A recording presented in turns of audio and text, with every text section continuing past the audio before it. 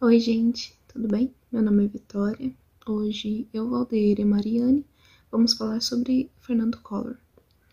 Bem, para começar, Fernando Collor ele nasceu em 12 de agosto de 1949. Ele veio de uma família já influente na política e cursou economia na Universidade de Brasília em 1939. Em 1973, ele assumiu o comando da Revista da Família, do Jornal da Família, em Maceió, Gazeta de Alagoas. E ele deu início à sua carreira política em Maceió como prefeito em 1979. Após 3 anos, ele foi eleito como deputado federal pelo PDS, que é o Partido Democrático Social. E no ano de 1986, ele ganhou eleições e virou governador de Alagoas, pelo PMDB, que é o Partido do Movimento Democrático Brasileiro. Agora eu vou falar sobre o Pedro Collor de Mello, que é irmão caçula do Fernando Collor. Ele é empresário e político e comanda as empresas de sua família em Alagoas. E uma delas são Organização Arnon de Mello, TV Gazeta, Gazeta de Alagoas, Rádio Gazeta, Gazeta FM e Gráfica Gazeta de Alagoas. Pedro Collor denunciou o esquema de corrupção política que envolvia o tesoureiro do Fernando Collor, que se chama Paulo César de Farias. Ele fez essa denúncia em uma entrevista com o jornalista Luiz Costa Pinto. E essa denúncia foi publicada também na revista Veja em 27 de maio de 1992, o que desencadeou o processo de impeachment do Fernando Collor. Pedro Collor morreu de câncer em 1994, deixando sua esposa Teresa Collor e 3 filhos, sendo um dos filhos fruto de um relacionamento com Regina Maria Abema de Maia. E do casamento com Teresa, eles tiveram o filho Fernando e Victor Collor. Paulo César Siqueira Cavalcante Farias, mais conhecido como PC Farias, foi um empresário brasileiro que ficou conhecido pela sua atuação como chefe da campanha de Fernando Collor. Também ficou conhecido por causa do escândalo da corrupção, né? A qual ele foi acusado, que acabou provocando o processo de impeachment do Fernando Collor, e também da fuga do país e as circunstâncias controversas e com que acabou sendo assassinado. Em matéria de capa da revista Veja, o PC Farias ele acabou sendo acusado pelo irmão caçula de Fernando Collor, como havíamos dito antes, que foi o Pedro Collor de Mello. Ele foi acusado de ser a testa de ferro em diversos esquemas de corrupção que passaram a ser descobertos posteriormente e investigados. O esquema PC arrecadou cerca de o equivalente de 8 milhões de dólares de empresários privados, que chega a mais ou menos uns 30 milhões de reais em 2015. Em 2 anos e meio do governo Collor, o esquema contou com o envolvimento direto do presidente, que daí deu seu impeachment, que movimentou mais de 1 bilhão de dólares dos cofres públicos. E, por fim, eu vou falar sobre a Rosane Malta, que é a Rosane Brandão Malta. Ela foi a primeira-dama do ex-presidente do Brasil, Fernando Collor.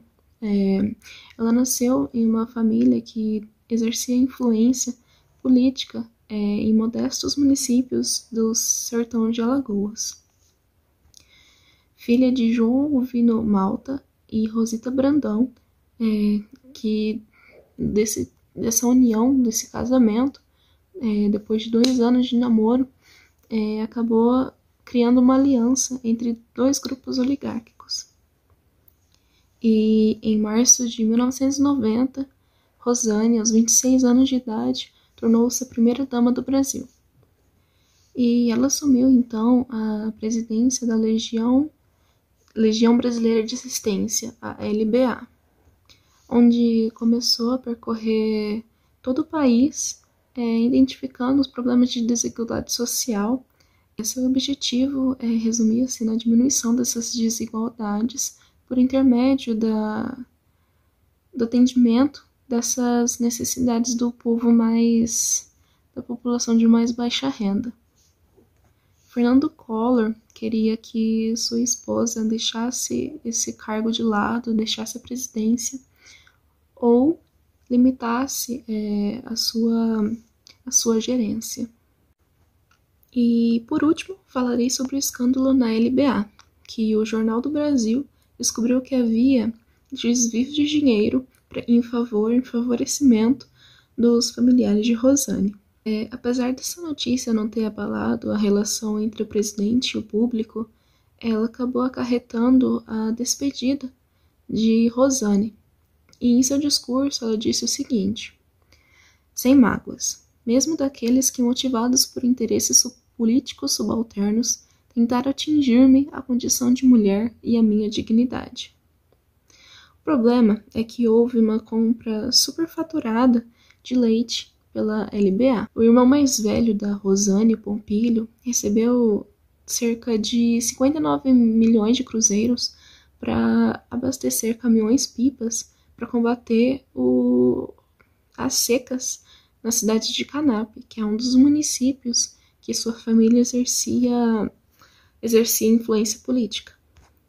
E, além disso, cerca de 35 milhões de cruzeiros foram destinados à cidade de Mata Grande, que foi recebido pela construtora Malta, cujo objetivo era também combater a seca. E, na verdade, a dona dessa construtora era prima da Rosane. E agora a Mariane vai falar um pouco. Olá a todos, meu nome é Mariane e eu estou cursando História na FECA Dom Bosco e eu estou no segundo semestre. E hoje, juntamente com os meus colegas Valder e Victoria, nós iremos falar sobre o governo de Fernando Collor e eu especificamente fiquei com a parte das eleições de 1989, que foi onde o Collor entrou na presidência. Para falar um pouco sobre as eleições, nós temos que se lembrar sempre que nós vivemos uma ditadura e os brasileiros não tinham direito a voto. Era censura, enfim, todos nós já sabemos um pouco sobre a ditadura, como foi. E em 1988, a Constituição Federal, no artigo 14, dizia que nós tínhamos e temos direito até hoje ao voto direto e secreto. E o pluripartidarismo se viu presente, né? Porque foi candidatado 22 nomes para concorrer às eleições. Entre eles tinha o Mário Covas, do PSDB, Paulo Maluf, do PSD, o Leonel Brizola, do PDT, o Luiz Inácio Lula da Silva, que é o Lula, do PT, e o Fernando Collor, do PRN. Enfim, as eleições elas tiveram um segundo turno, porque houve muita proximidade entre os candidatos, que foram o Fernando Collor e o Lula. E como especificamente nós estamos falando do Fernando Collor, vamos lembrar que ele era, né, um alagoano, e o seu partido, o PRN, não era um partido muito conhecido. Porém, ele recebeu forças da esquerda, da grande esquerda. E isso elevou também a sua popularidade. Além disso, ele fez manipulações durante sua campanha. Ele criticava muito os salários dos políticos, dos servidores públicos. Recebeu até um apelido por isso, Caçador de Marajá. E também, além disso, ele veiculou também ideias falsas sobre o seu adversário Lula, dizendo que o Lula, ele tinha uma tendência a um governo neoliberal, uma reforma de Estado. Isso meio que queimou a fita do Lula. Sendo assim, com 5 milhões de votos de diferença, o Fernando Collor, com 35 milhões de votos, entra na presidência contra os 30 milhões de votos do Luiz Inácio Lula da Silva. Enfim, a minha parte foi essa. Agora, continuação com os meus colegas aí. Muito obrigada por terem assistido até aqui. Logo no início de seu governo, Collor ele colocou em prática a Reconstrução Nacional, ou também como ficou conhecido, o Plano Collor, para pôr um fim numa grave crise na hiperinflação. Salários e os preços foram todos congelados e os depósitos bancários foram confiscados por até um período de 18 meses. A inflação ficou instável por um certo período e o agravamento de uma crise econômica acabou agravando toda a sua popularidade com a população. Começaram a chamar ele de corrupto e foi perdendo seus apoiadores na política, e até sua esposa Rosane Collor foi acusada de desvio de verba. O Congresso, pressionado pelo ocorrido, instalou uma comissão parlamentar de inquérito para investigar essas denúncias. No relatório, apontou-se um vínculo do presidente com o empresário Paulo Sérgio de Faria, e com esse resultado foi aberto um processo de impeachment. Em 1992, no mês de maio, Collor teve um desentendimento com seu irmão, Pedro Collor, que o seu irmão o denunciou em um extenso esquema de corrupção com o seu tesoureiro presidencial, o empresário Paulo Sérgio de Faria. O processo de impeachment paralisou o país por vários meses.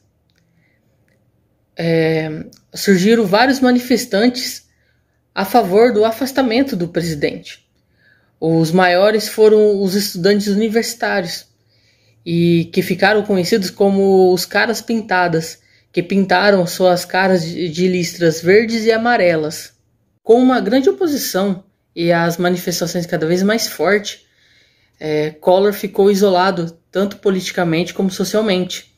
Em uma sessão histórica, no dia 29 de setembro de 1992, o Congresso abriu um processo de impeachment contra o presidente Collor. E para evitar o processo de impeachment, no dia 30 de dezembro, ele renunciou ao cargo de presidente da República.